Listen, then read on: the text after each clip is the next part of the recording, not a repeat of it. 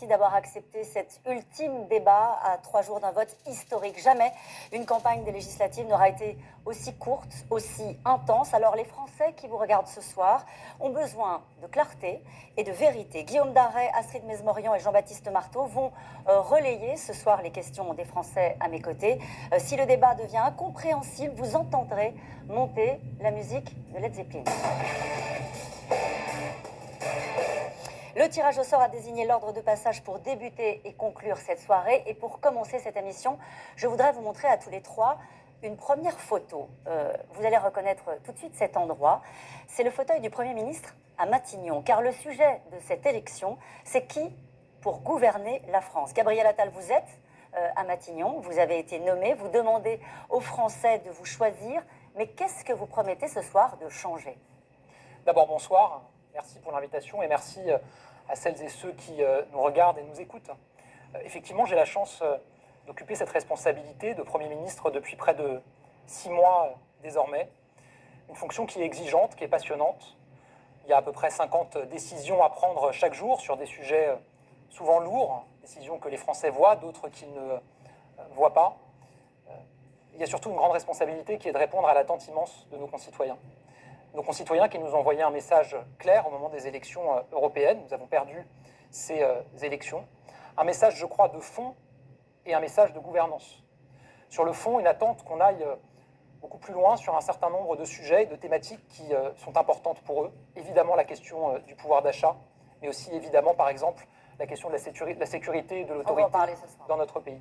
Et puis, sur la question de la gouvernance, je crois que le message qui nous a aussi été envoyé, et moi je discute beaucoup avec nos concitoyens sur le terrain, et à chaque fois ça me fait réfléchir, c'est la nécessité de gouverner différemment, d'associer davantage les Français.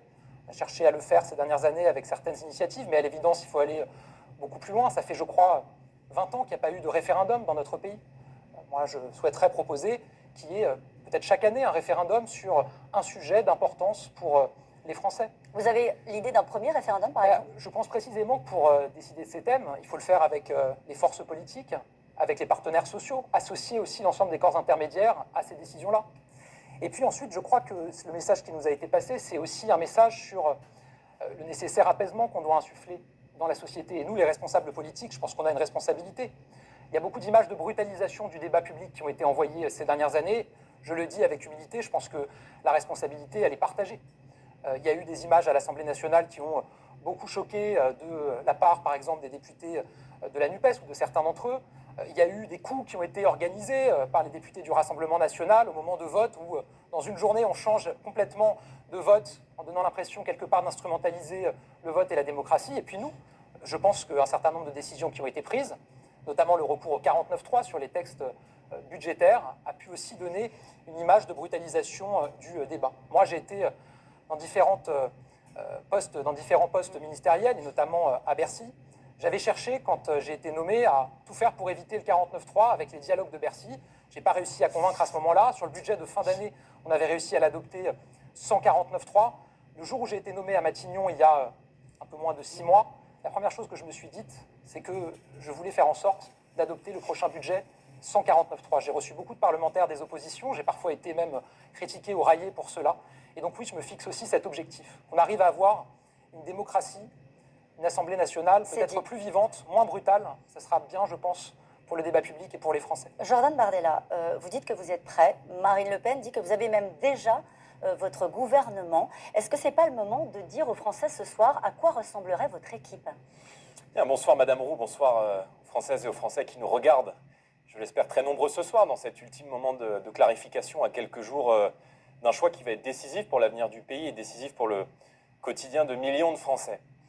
Si nos compatriotes font le choix de l'alternance et du changement dimanche, moi d'abord j'entends être le Premier ministre de tous les Français. Je pense que la démocratie française a beaucoup souffert de la brutalisation du débat démocratique depuis 7 ans. Elle souffrira beaucoup du sectarisme qui est le propre aujourd'hui, je crois, de cette alliance de gauche que les Français découvrent, parfois avec des craintes, depuis quelques jours, quelques mois dans le débat public. Moi je veux rassembler les Français. Je veux les réunir, tous les Français, d'où qu'ils viennent, quel qu'ait été leur choix politique passé. Je serai donc le Premier ministre de tous les Français pour engager le redressement du pays. Je veux aussi être le Premier ministre du quotidien.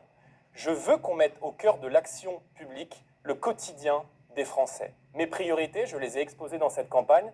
Elles sont claires, c'est le pouvoir d'achat, c'est le rétablissement de la sécurité et c'est évidemment la maîtrise de nos flux migratoires qui sont aujourd'hui devenus hors de contrôle dans le pays. Donc je rétablirai l'autorité de l'État. Il y a une demande très forte d'autorité aujourd'hui dans le pays. Et pour vous répondre directement, Oui. Madame Roux, je la ferai avec un gouvernement d'union nationale. Qu'est-ce que ça veut dire? Je souhaite que dans ce gouvernement puissent siéger et participer au redressement du pays toutes les énergies et toutes les compétences qui s'expriment dans le pays. Il y aura donc évidemment des visages connus du Rassemblement national, mais il y aura aussi des visages connus des Républicains.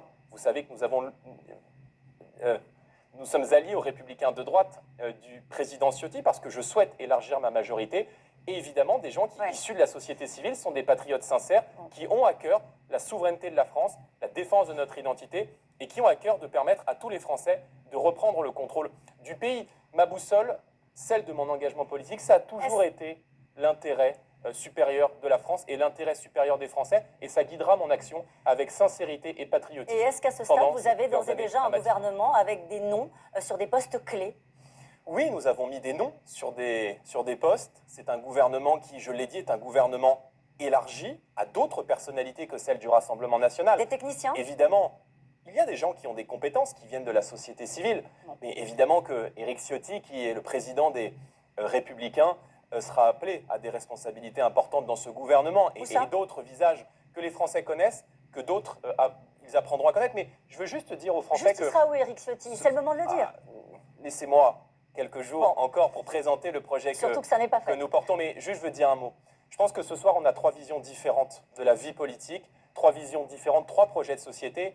Et je pense que les Français doivent choisir en leur âme et conscience. Et surtout, ils doivent aussi choisir, nous qui n'avons jamais eu le pouvoir, de faire confiance à des gens qui aiment profondément les Français, qui les respectent et qui surtout les considèrent. C'était important de prendre le temps l'un et l'autre sur cette partie. Dernière question pour vous, sur ce fauteuil de Matignon, Olivier Faure. Est-ce que vous êtes le seul des 3 ce soir à ne pas vouloir vous installer là? D'abord, ce fauteuil, je le connais bien. La première fois que je suis venu dans ce bureau, c'était François Mitterrand qui était à l'Élysée et Michel Rocard qui était Premier ministre. Et ces jeunes militants, pour la première fois, je suis rentré dans ce bureau qui est un bureau où se sont accomplies de grandes tâches et où l'histoire s'est jouée. Et je sais quelles sont les qualités qui sont nécessaires pour tenir ce gouvernement. Faire en sorte que la France soit bien gouvernée. Il faut d'abord être capable de rassembler le pays.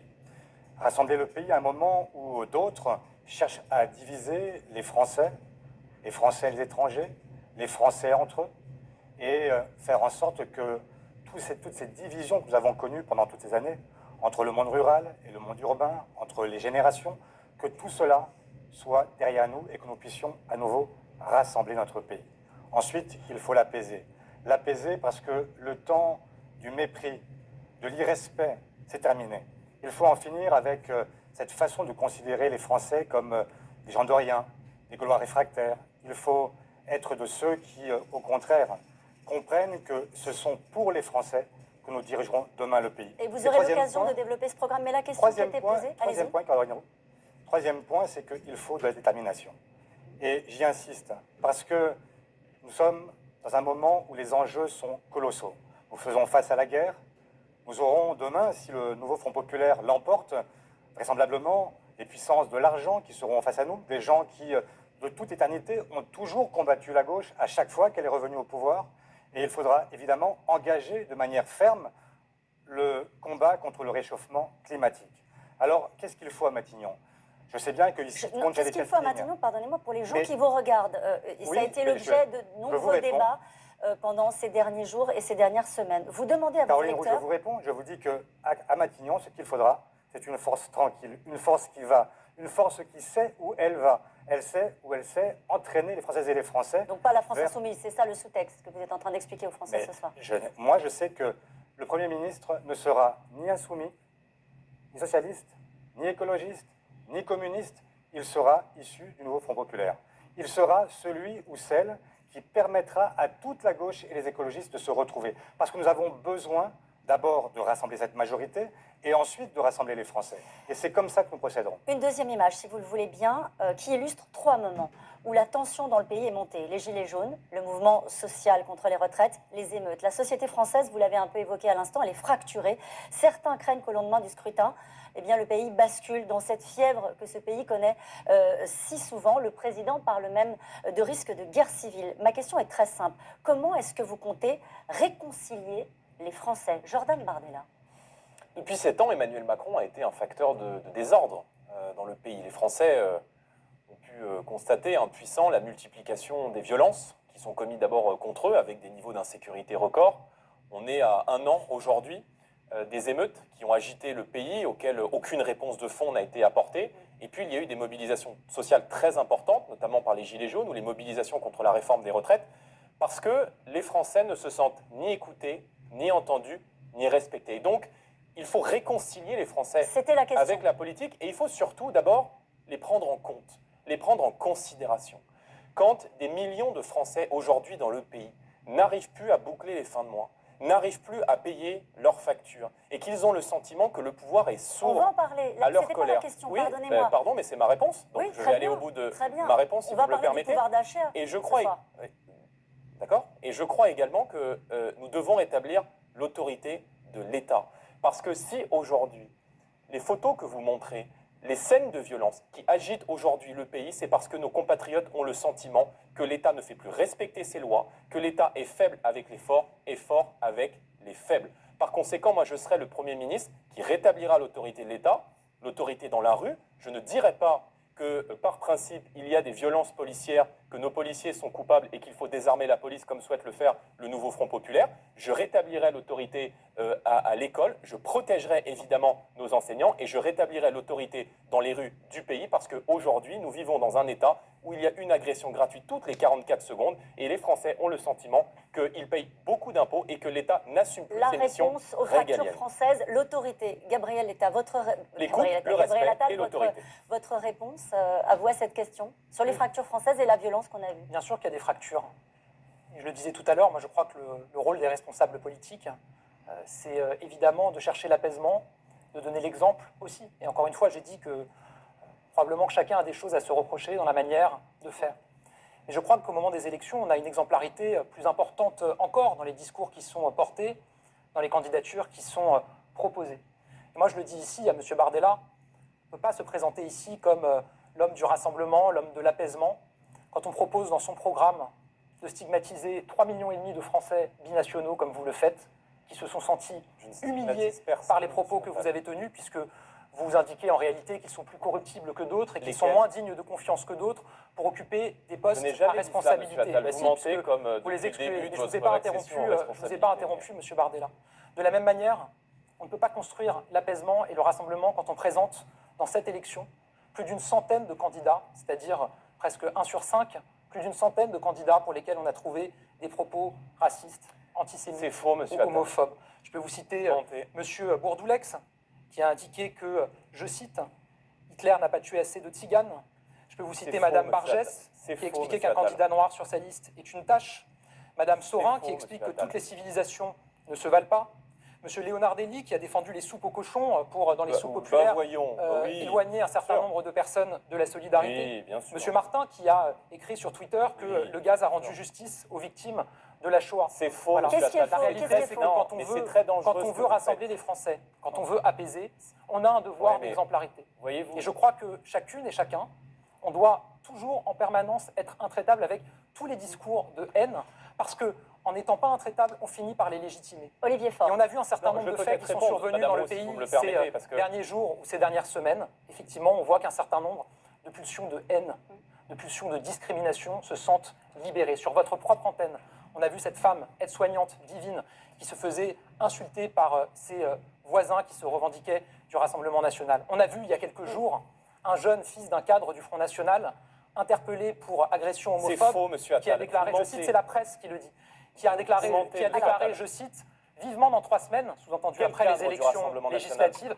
vivement dans 3 Quel semaines, cadre du sous-entendu, Rassemblement allez lire national l'article de Libération, allez lire les articles de Quel l'Europe. cadre du Qu'est-ce qui est Rassemblement faux, Jordan national Bardella? C'est Vous faux. pouvez Et répondre. Quand on dit des Libération choses qui est- vous dérangent, c'est quand on dit faux. des choses qui vous Et dérangent, c'est triste eh pour ben, vous parce que ouvrez la voie Libération de la est personne qui poursuivie en parle pour qu'elle ne diffamation. puisse pas s'exprimer. Alors, Qui a on va dit, je peut-être cite, justement... qui a dit, je cite, vivement après les élections C'est dit, législatives. Gabriel Attal, on pourra va le casser laisser répondre, et si vous le péter voulez bien. comme on veut, c'est ça qui a été faux. Ces accusations sont Bon, très mais- lourdes, ce sont des mots, voilà, très... fait que citer bon, des il y avait beaucoup de propos. brutalité. Donc, si vous voulez bien répondre, Jordan, qu'est-ce qui est Mais faux dans ce ces qui vient d'être dit? accusations, si vous voulez, elles sont tellement grossières Elles sont documentées qu'elles ne dupent plus personne. Et voyez bien que Dans Le Monde, Monsieur Attal, il a 5 minutes Libération, de temps de parole. dans beaucoup d'articles. Si je n'étais pas là ce soir, si le Les propos qui Rassemblement sont publics. national n'existait pas, Monsieur Attal aurait perdu sa raison de Hein, faire j'ai de la beaucoup de choses politique. à dire, On on va y demande. venir tout Qu'est-ce ce qui est soir. faux dans ce On qui a a été là dit? un Premier ministre. Les propos sont faux que vous avez rapportés. Tout est faux. Oui, les propos sont Ah faux, bon, archi d'accord. faux. Et la personne que vous avez mentionnée, en l'occurrence, qui a été Non. soi-disant outée par Libération, s'est avérée fausse. Il y a eu des contre-articles pour démontrer que c'était faux. Et Très bien. Libération est poursuivie en diffamation. Donc je ne Monsieur laisserai Tanguy pas lui-même, salir un des député de candidats. votre groupe, Premièrement. a reconnu qu'il y avait un problème Deuxièmement. d'antisémitisme au Rassemblement national. C'est Encore faux, aujourd'hui, monsieur il a parlé Attal. d'antisémitisme résiduel, mais il l'a reconnu Moi, ce que lui-même. je ne comprends Vous pas, devriez être c'est intraitable avec que ces propos. on est là tous les trois ce soir parce que les Français vous ont désavoué très massivement dans les urnes il y a quelques jours. Vous ne vous remettez Je jamais l'ai en dit tout à question. l'heure. J'ai commencé Et par pour ça, moi- monsieur Bardella. Et pour J'ai dit moi, qu'on avait subi une vous défaite, êtes qu'il fallait vous tous se remettre en participez. question, qu'il fallait tous identifier. Alors, on va pas rejouer Apprenez à le débat écouter, monsieur Attal-Bardella, on l'a Attal. déjà eu Esquivez les à Olivier débats. Faure, si vous le Non, voulez mais bien. juste, j'aimerais répondre. Non, vous avez alliez répondu, apprendre Jordan à Bardella, écouter. vous avez répondu. Vous passez Olivier votre Faure. temps à diviser les Français, à opposer les Français les uns aux autres. Regardez les stigmatise photos les Français derrière binationaux? vous. Regardez Qui dit- les photos. Qui dit aux Français C'est votre binationaux- bilan. Qui dit aux monsieur Français Attal. binationaux qu'ils ne Mais- sont pas des vrais Français? Mais je n'ai qu'ils sont jamais des dit cela. demi-Français. À quel Alors moment pourquoi vous j'ai voulez dit les que les- exclure de à certaines quel moment, responsabilités? à quel moment, Pourquoi voulez-vous à les quel- exclure à de Vous avez certaines décidé de faire un débat à quel deux ou moment pas? vous rendez Non, compte mais je veux Gabriel pas Attal et laisser Jordan Bardella, soyez le premier respectueux. menteur de France Soyez diffamer respectueux. des Soyez pas dans millions de l'insulte, vous Français. voyez, là vous faites comme vos candidats, Quel- vous mettez un à jury. quel Ça va être moment- long, hein. Soyez à quel- respectueux. Ça va être long, à hein. Soyez quel respectueux moment- avec ceux avec Ça qui va vous être long, débattez. s'il vous plaît, À messieurs. quel Vous n'êtes pas moment, insulté. S'il vous Madame, plaît. vous Non, êtes, non, madame- s'il non, vous mais plaît. vous êtes journaliste. Oui, justement. Vous ne Juste pouvez à un pas moment laisser donné, dire et Vous avez me répondu, laisser Jordan traiter Bardella, des vous propos avez que je n'ai répondu. pas tenus. À quel moment ai-je dit que les binationaux n'étaient pas de Eh bien, véritables vous savez quoi? Français Il y a des questions de Il n'était téléspectateurs pas sur digne ce de sujet. confiance pour Mais occuper je des vous le répéterai responsabilités tout à l'heure, Olivier importantes. Faure. Alors pourquoi vous voulez les exclure de Olivier Faure. responsabilités Vous êtes importantes? un Alors, petit si- Oui. On calomniateur. va passer à autre chose. En Non, réalité, on passe pas à autre chose. Il faut vous avez répondre. là ce que l'on pourrait qualifier de duel, c'est un duo. C'est un duo qui fonctionne depuis des années. Ah, voyons. Où vous avez un gouvernement qui s'est choisi un adversaire facile, commode, un épouvantail. Et en même temps, Ça vous s'appelle avez de la diversion. Pour vous avez- conclure son bilan. C'est-à-dire que Vous monsieur Faure, avez vous en pourriez même dénoncer temps- vous aussi. Laissez-le Mais parler, c'est laissez-le possible de parler. parler. Vous ne le faites pas. Essayez d'être Laissez-le respectueux parler. les autres, parce que ça me J'essaie changera de un l'être, peu. mais vous Vous ne aussi. soyez pas ni arrogant, ni... Et Enfin, je- vous êtes pour l'instant On est dans encore un Premier débat, on peut ministre, s'exprimer. mais dans un débat, on écoute aussi les autres. Oui. C'est aussi comme ça qu'on fera comprendre aux Françaises et aux Français que les femmes et les hommes politiques de ce Oui. pays sont aussi dignes de la confiance qu'ils nous accordent On va parfois. faire tout au long de cette soirée. Alors, monsieur Faure. essayez d'être... Ne commencez pas par ben, injurier en mettant Je ne sur vous un même injurie plan. pas, je dis il est simplement... tendu, en monsieur mettant Attal, sur un ce même soir. plan Simplement- le Rassemblement national. Écoutez, et, Faites Arrêtez faire avec ses la cartons, caféine. ça le On temps. n'avance Franchement, ça va pas pas, là. là. Olivier Faure, Donc, allez-y. moi, ce que je vous dis, c'est que vous avez effectivement, depuis de longues années, un pouvoir qui s'est choisi un adversaire commode et qui lui permet à chaque élection de revenir jouer ce duo. Et c'est de nous dire que, effectivement, c'est eux ou eux. La réalité, c'est que c'est très différent aujourd'hui. Et moi, je vais répondre à votre question. Parce qu'effectivement, la question qui est posée, c'est d'abord la question des fractures françaises. Et cette question, personne ne l'a évoquée jusqu'à présent. Alors, je vais l'évoquer devant vous. On a eu des gens qui ont manifesté, qui étaient gilets jaunes. On a eu des gens qui ont manifesté par millions sur la réforme des retraites. On a des jeunes qui ont manifesté parce qu'ils ne veulent pas qu'on privatise l'eau ou qui veulent sauver le climat. On a des paysans qui sont venus se plaindre parce qu'ils ont aujourd'hui beaucoup de difficultés à vivre de leur métier. On a des soignants qui sont venus aussi demander justice parce qu'ils sont ceux qui nous sauvent et ils sont ceux qui sont si maltraités. On a eu des éducateurs, des enseignants qui aujourd'hui sont dans un service public qui est paupérisé. Alors moi, là où j'en veux au gouvernement, c'est de ne pas avoir entendu l'alerte pourtant donnée avec force par Gérard Collomb quand il a quitté le gouvernement. À l'époque, il avait dit « Aujourd'hui, on vit côte à côte, je crains que demain, ce soit face à face. » Eh bien, le défi, il est là. Il est là et uniquement là. Qu'est-ce Comment que est-ce vous qu'on proposez fait pour réconcilier les faire Français? vivre? Mais tout simplement, retrouver de la cohésion. Pour retrouver de la cohésion, il y a un mot qui est simple, que tout le monde peut comprendre. Il faut de la justice. Quand il n'y a pas de justice, quand on passe en force, quand il n'y a pas de démocratie, alors on divise et on divise encore. Moi, je veux de la justice. Tout au long de cette soirée, je le répéterai, je veux de la justice. Je veux que les Français comprennent qu'il y a une voie possible pour la justice, qu'il est possible de ne pas accepter qu'il y ait des gens qui, à travers toutes les crises, arrivent à être toujours plus riches et d'autres qui, à travers toutes les crises, sont ceux qui se serrent la ceinture. Savez-vous seulement qu'en 10 ans, les 500 familles les plus riches de France ont passé leur patrimoine de 200 milliards d'euros à 1200 milliards d'euros. Écoutez, ces seuls chiffres-là devraient nous faire réfléchir au fait que nous sommes dans un pays qui, malheureusement, n'a plus accédé à cette idée de justice et que la cohésion, aujourd'hui, elle est menacée. Une troisième photo, je vais vous demander de répondre rapidement, même si l'enjeu est de taille. Cette photo, vous l'avez reconnue, c'est Volodymyr Zelensky, car la guerre ne s'est pas arrêtée pendant cette campagne des législatives. Jusqu'où faut-il aller dans l'aide à l'Ukraine? Envoi de troupes ou de missiles longue portée? Il vous reste un petit peu de temps de parole, Olivier Faure. Écoutez, il est le symbole de la résistance ukrainienne. Il est celui qui n'était pas préparé à cela. Mais dès que les Russes ont cherché à rentrer sur Kiev, il a pris sa responsabilité et il est entré dans l'histoire. Cette histoire, ce n'est pas seulement celle des Ukrainiens, c'est aussi la nôtre. Parce que ces frontières-là, ce sont celles de la liberté, oui, celles de l'Europe. Et c'est la raison pour laquelle nous devons soutenir impérativement les Ukrainiens dans leur effort de guerre. Comment? C'est la question. Comment? Dans votre programme, c'est assez ouvert. Livraison d'armes nécessaires. Mais quelle arme? La question qui a été posée concernait l'envoi de troupes et de missiles longue portée. Alors, il y a des lignes rouges. L'envoi de troupes au sol, c'est absolument pas demandé, y compris par Zelensky ou par les Ukrainiens. Donc, c'est absolument inutile. Et quand le président de la République l'a proposé, il a simplement réussi à diviser les Européens et, pire encore, à adresser à Poutine une information qu'il n'avait pas encore, c'est que les Européens ne sont pas disposés à aller au sol. Donc en termes de dissuasion, c'était zéro. En revanche, s'il s'agit de missiles qui permettent de viser sur le sol russe des infrastructures qui servent à bombarder le sol ukrainien, nous y sommes évidemment favorables.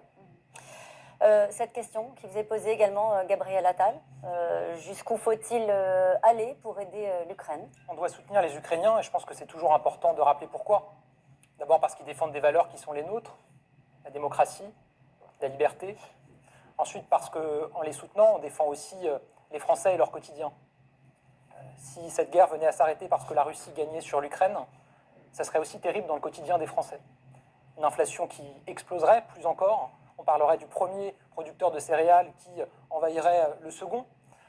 Une facture énergétique qui exploserait encore davantage avec une déstabilisation, une vague migratoire très importante en Europe, parce qu'évidemment, les pays suivants autour de l'Ukraine verraient aussi des mouvements de population. Donc quand on se bat pour l'Ukraine, on se bat pour défendre nos valeurs, on se bat pour défendre leur liberté, mais on se bat aussi pour notre quotidien. Ce que le président de la République a fait, c'est qu'il a simplement rappelé que face à un Vladimir Poutine qui ne fixe aucune ligne rouge, si nous commencions par nous fixer des lignes rouges, alors nous ne rendions pas service à l'Ukraine. C'est la seule chose qu'il a rappelé. Je note par ailleurs qu'un certain nombre de personnalités à l'époque l'ont soutenu. Vous m'avez reproché, M. Ford, de vous avoir intervenu, si je peux m'exprimer. Vous m'avez dit que c'était un débat. Je note qu'à l'époque, un certain nombre de personnalités se sont exprimées, notamment M. Glucksmann sur ce sujet. Je regrette, M. Ford, donc, que vous soyez plus proche de Mélenchon que de Glucksmann sur cette question. Je rappelle que la France Insoumise a voté contre, à l'Assemblée nationale, l'accord de soutien à l'Ukraine que nous avons fait voter. Vous êtes allié avec la France Insoumise, vous êtes allié avec la France Insoumise qui a voté contre cet accord. Ensuite, je voudrais revenir sur un point qui me semble important puisque c'est l'actualité du jour et qu'on parle d'international. Il y a une forme de tournant que je trouve assez grave dans cette campagne aujourd'hui avec les propos de Mme Le Pen sur le rôle de chef des armées du président de la République. Elle a dit le chef des armées, c'est un titre honorifique pour le président de la République. Pourquoi c'est grave ce que Mme Le Pen a fait? D'abord parce qu'elle ne respecte pas notre Constitution. Je rappelle, c'est l'article 15, le président de la République est le chef des armées. Ensuite, parce qu'on peut dire beaucoup de choses sur nos institutions. Enfin, s'il y a une chose qui fonctionne, c'est la chaîne de commandement. Et pourquoi c'est important que la chaîne de commandement fonctionne? Parce que le message qui est envoyé par la France au monde, à tous les pays du monde, c'est que la France n'hésite jamais à défendre ses intérêts. Et que quand les intérêts de la France sont remis en cause, il n'y a pas de turbulence au sommet de l'État pour défendre les Français. Le message qui a été envoyé par Mme Le Pen est clair. Si le Rassemblement national venait à gagner cette élection, il y aurait une forme de dispute entre le Premier ministre et le Président de la République pour savoir qui a le rôle de chef des armées. Et c'est un message envoyé aux puissances mondiales, au monde entier, qui est un message très grave pour la sécurité des Français et pour la souveraineté. Alors Jordan Bardella, il faut peut-être vous expliquer sur cette déclaration de Marine Le Pen. Qu'est-ce que cela signifie dans la façon, si vous arrivez aux responsabilités, dont vous voulez conduire les affaires de l'État? Ça veut dire que ça va être une cohabitation dure, c'est ça que vous voulez dire? D'abord, je ne suis pas venu faire un combat de boue avec le Premier ministre. Je vais vous dire, sortant, je vais vous dire ce qu'on va faire pour le Non, pays. il faudrait répondre à cette phrase. Je vais rappeler, vous savez, je suis la Constitution, Oui. toute la Constitution, rien que la Constitution. L'article 20 de la Constitution française, il stipule que le Premier ministre est le responsable de la défense nationale. Son article 21 stipule que c'est le gouvernement qui dispose de la force armée. Par conséquent, la France aujourd'hui, nous devons savoir qui nous sommes. La France est la 7e puissance économique mondiale, nous disposons de l'arme nucléaire et d'un siège au Conseil de sécurité de l'ONU. Par conséquent, nous avons un devoir aujourd'hui à l'égard du monde et la France a une voix singulière à porter et à défendre. Mais dans le Moi, rôle avec le président de la République. Je souhaite. Mais écoutez, le Qu'est-ce que président ça de la veut dire un République. titre honorifique? Mais le président de la République, il est le chef des armées. Mais c'est le Premier ministre qui détermine, par exemple, le budget de fonctionnement de ces armées. Il y a un effort qui a été fait pour rehausser les moyens qui sont donnés à la défense nationale. Et j'entends poursuivre cet effort de réarmement parce que c'est là un enjeu de souveraineté et d'autonomie stratégique. Donc, ma position sur ce conflit, Derrière elle le est titre très simple. honorifique, pardon. Derrière le titre honorifique, laisserai il y a pas- l'idée que le président de la République Je ne ne serait laisserai plus en situation de prendre des Je décisions ne en tant que laisserai chef pas. des Est-ce que armées. c'est ça, vous Je pensez? ne laisserai pas l'impérialisme russe absorber un État allié comme l'Ukraine. Donc ma position, elle est très simple sur ce conflit. Je l'ai défendue tout au long de la campagne européenne. Elle n'a jamais varié. C'est celle d'un soutien à l'Ukraine et éviter une escalade avec la Russie, qui est, je le rappelle, une puissance nucléaire. Par conséquent, si demain je suis Premier ministre du pays, C'était la question. il n'y aura pas de soldats français Oui. qui sera envoyé sur le sol ukrainien. Pourquoi? Mais qui Parce que je décidera? crois- Qui parce déciderait, que lui, vous je ou crois- le président de la République? Je peux finir? Allez-y. Oui, mais parce que si on est interrompu, c'est compliqué d'expliquer la vision qu'on a. Et je pense que ce sujet, il inquiète beaucoup de Français. Parce que quand on entend le président de la République, quand on entend le président de la République émettre l'hypothèse d'envoi de troupes françaises en Ukraine, non seulement il nous fait courir un risque de co-belligérance et donc un risque d'escalade à l'égard d'une puissance qui est une puissance nucléaire. Deuxièmement, il inquiète des millions de Français. Et je crois que cette position, elle isole la France à l'égard de nos partenaires, et notamment de nos partenaires européens. dire quoi, parce que honorifique, il y a beaucoup monsieur de pays, Bardella il y a beaucoup de pays européens qui précisément ne souhaitent pas que leurs soldats soient envoyés en Ukraine. Donc ma Ça veut position, dire elle est quoi, très honorifique? simple. Un C'est ça la soutien question. à l'Ukraine et évidemment, on se protège de tout risque d'escalade. Et c'est la raison pour laquelle je suis aussi opposé à l'envoi de missiles longue portée qui pourraient par exemple frapper directement le territoire russe et placer la France et les Français dans une situation de co-belligérance. Donc encore une fois, ma boussole, c'est l'intérêt de la France et l'intérêt des Français. Ça veut dire quoi, honorifique? C'était la question qui vous est posée par Gabriel Attal. Ça veut dire quoi, honorifique, pour le rôle du président de la République? Mais, Très rapidement. Pardon, je ne suis pas venu répondre aux questions du Premier ministre Mais là, c'est des sortant. propos de Donc, Madame Le je Pen. peux des revenir propos de sur Madame Le Pen l'interview, si aujourd'hui. vous voulez, de Marine Le Pen, qui est C'est des parfaitement propos claire. graves. Le président de la République, il est de message qui est coutume envoyé au le monde, chef des armées. C'est-à-dire que dans la si le Rassemblement Constitution, national gagne, il a la il charge. n'y aura plus de chaîne de commandement il- claire. Mais pas du tout. Mais Il a si, la c'est ça charge. le message qui est envoyé. Il a la charge à la fois de la signature des traités Ça veut dire quoi, et potentiellement du déclenchement de la guerre. Moi, je suis respectueux de la Constitution et la Constitution stipule que, évidemment, celui qui a la responsabilité de la défense nationale, c'est le Premier ministre. Mais peut-être que vous devriez Vous lire savez ce que mieux ça veut dire, et lire responsable? davantage. Qu'est-ce que ça la veut dire, responsable de la Constitution défense française. nationale? Ça veut dire que vous devez vous assurer en tant que Premier ministre, je peux vous le dire, j'ai participé à des conseils de défense à de nombreuses reprises depuis que je suis Premier ministre. Ça veut dire qu'effectivement, quand vous êtes Premier ministre, vous devez vous assurer que la défense nationale, notre armement, sont toujours en état de fonctionnement. Voilà ce que ça veut dire. Ça vous inquiète, Olivier Ensuite, Faure, ce qui vient d'être vous dit? remettez en cause la chaîne de commandement pour les décisions graves pour notre pays. Mais Vous j'ai n'êtes la pas réponse. capable de justifier. Peut-être, je vous réponds. Vous n'êtes pas Non, capable de Olivier Non, Faure. juste Olivier peut-être Faure. parce que je n'avais pas saisi le sens de votre question, Madame Roux. En fait, Bien sûr. je pense qu'il y a une différence dans la manière dont on conçoit le rôle de Premier ministre. Mais Monsieur oui. Attal, il a été le collaborateur d'Emmanuel Macron. Moi, si demain je Monsieur suis Bardella, un vous Premier êtes ministre assistant de Madame Le de Pen. cohabitation, je n'envisage pas d'être le collaborateur du président de la République. D'ailleurs, il vous Je a n'ai jamais dit que le considéré Premier comme ministre son était petit un- frère, je je n'ai jamais crois, dit dans que les le Premier médias. ministre était un Donc collaborateur. je serai un Mais Premier comme ministre toujours, de comme toujours, cohabitation. quand vous êtes mis en Alors, difficulté soyez pas pour arrogant, changer de monsieur sujet, Attal. c'est vous Arrêtez qui êtes de couper arrogant. la parole en C'est vous qui permanence. êtes arrogant, monsieur Bardella. Vous parlez Vous êtes en d'union, vous permanence faites dans que l'invectivité. diviser depuis tout à l'heure. Donc, Quand juste vous pour êtes gêné par un clarifier, sujet, vous je changez serai de sujet. évidemment respectueux des institutions, respectueux de la fonction du président de la République, mais intransigeant sur la D'accord. politique pour laquelle Olivier j'ai Faure, été élu. à 2 Et en minutes de l'occurrence, retard. ma position est très claire sur le dossier ukrainien. Olivier Faure. L'expression, elle vient de quelque chose. Elle dit l'état d'esprit putschiste, en fait, de l'extrême droite. Et partout où elle gouverne, Ça s'appelle la Constitution, partout, monsieur elle Faure, cherche pardon. évidemment à prendre le pas sur les institutions. Ça veut dire aussi Qui s'est avec M. que- Mélenchon mais et si je Catalia, peux- M. mais Mélenchon, je vous ai laissé parler, c'est fort vous de allez me café laisser de parler venir aussi. m'accuser d'être putschiste. Et donc, quand j'entends ce que dit Mme Le Pen, quand j'entends ce que dit M. Bardella, je l'écoute avec attention parce qu'il est évidemment l'un de ceux qui peuvent aller à Matignon à partir de la semaine prochaine. Et lui, il nous dit, en fait, je vais tout prendre. Alors que les Français réfléchissent. Effectivement, demain, celui qui contestera sa position de chef des armées au chef de l'État, ce sera M. Bardella. C'est Et la donc, si Constitution vous voulez française, leur monsieur Faure. laisser C'est dans pas la les mains, Constitution y compris les affaires de défense, alors effectivement, vous avez là une voie. Mais moi, ce que je vous dis, Le c'est que Premier cette ministre voie-là, est elle est responsable de la dangereuse. défense nationale, c'est Mais l'article 20 de notre Je crois que Constitution. vous n'avez pas très bien compris. Heureusement que Ça je veut pas défends dire ici qu'il faut dire au l'héritage chef du de général l'État, de Gaulle, ça parce veut que pas je dire le du sens tout. bien seul. Précisément, ce général de Gaulle dit l'inverse de ce que vous êtes en train de dire. ici.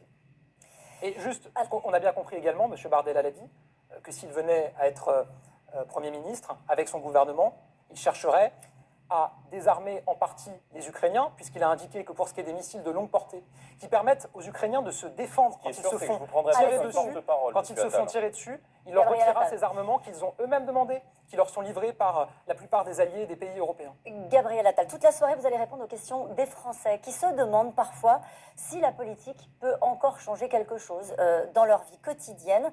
Les questions seront adressées à chacun d'entre vous, mais naturellement, ensuite, vous pourrez y répondre. J'accueille à mes côtés Guillaume Daret.